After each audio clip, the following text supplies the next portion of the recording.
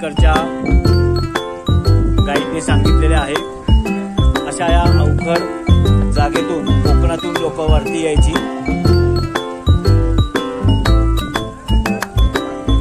संपूर्ण घरीचा रस्ता नाणेघाट या नावाने आता प्रसिद्ध आहे। त्या रांजणात त्या काळी नाणी टाकली जायची आणि मग एक प्रकारे तो शासनाला देण्यात येणारा कर होता।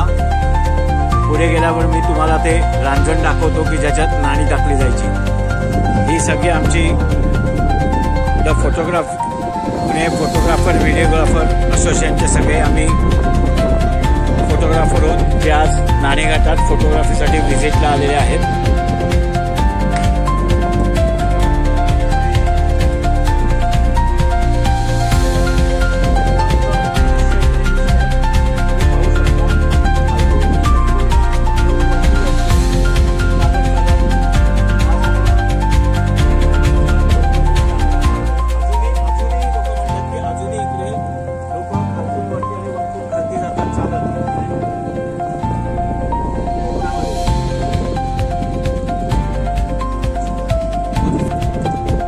आता क्लिअर झाले त्यामुळे तुम्हाला हे सगळं खालचं दिसत असेल। हे खालती गाव आहेत।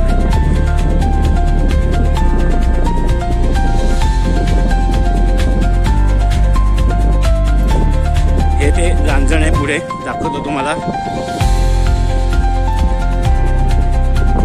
हेच ते रांजण।